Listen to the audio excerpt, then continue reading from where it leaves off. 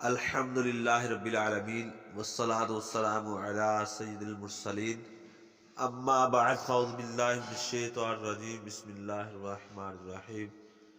السلام علیکم ورحمۃ اللہ وبرکاتہ۔ پیارے دوستو، امید کرتا ہوں کہ آپ سب خیریت سے ہوں گے۔ آج ہم آپ کو ایک حکایت سناتے ہیں جسے سن کر انشاءاللہ آپ کا ایمان تازہ ہو جائے گا۔ حضرت سیدنا یونس علیہ نبینا علیہ السلام نے حضرت سیدنا جبریل امین علیہ السلام سے فرمایا، میں روئے زمین کے سب سے بڑے عبادت گزار کو دیکھنا چاہتا ہوں۔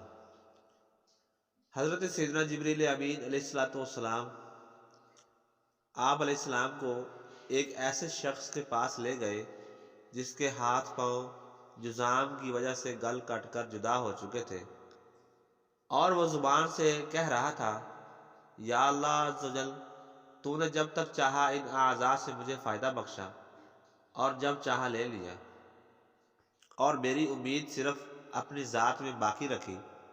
اے میرے پیدا کرنے والے، میرا تو مقصود بس تو ہی تو ہے۔ حضرت سیدنا یونس علیہ نبینا علیہ السلام نے فرمایا، اے جبریل امین، میں نے آپ کو نمازی روزہ دار شخص دکھانے کا کہا تھا۔ حضرت سیدنا جبریل امین علیہ السلام نے جواب دیا، اس مصیبت میں مبتلا ہونے سے قبل یہ ایسا ہی تھا، اب مجھے یہ حکم ملا ہے کہ اس کی آنکھیں بھی لے لوں۔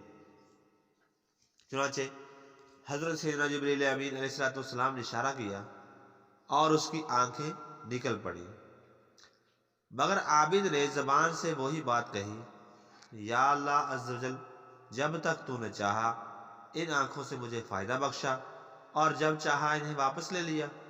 اے خالق عز و جل، میری امید گاہ صرف اپنی ذات کو رکھا، میرا تو مقصود بس تو ہی تو ہے۔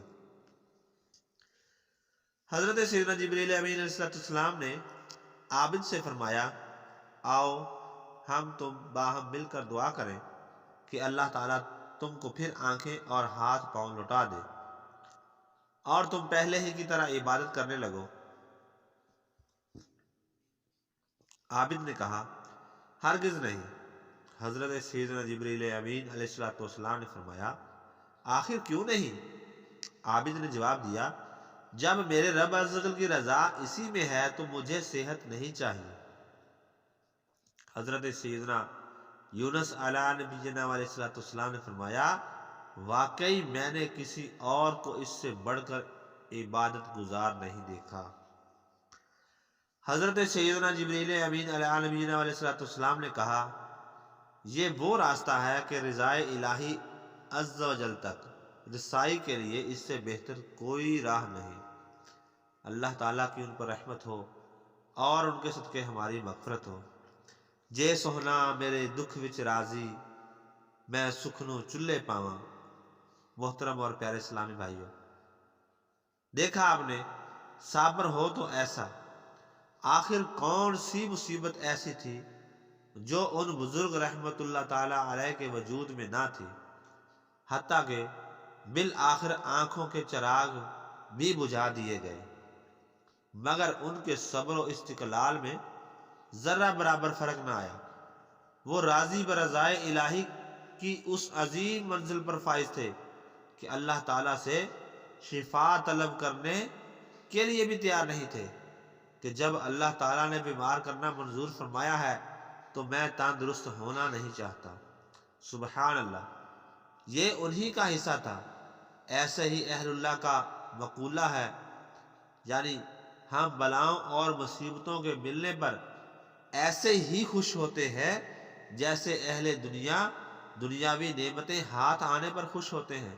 یاد رہے، مصیبت بسا اوقات مومن کے حق میں رحمت ہوا کرتی ہے اور صبر کر کے عظیم اجر کمانے اور بے حساب جنت میں جانے کا موقع فراہم کرتی ہے۔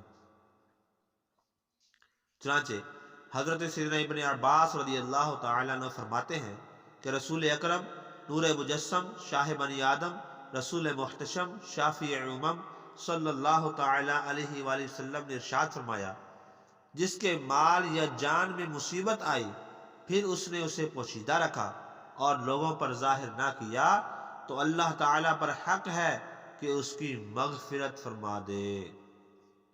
ایک اور روایت میں ہے، مسلمان کو مرض، پریشانی، رنج، اذیت اور غم میں سے جو مصیبت پہنچتی ہے، یہاں تک کہ کانٹا بھی چبھتا ہے، تو اللہ تعالیٰ اسے اس کے گناہوں کا کفارہ بنا دیتا ہے۔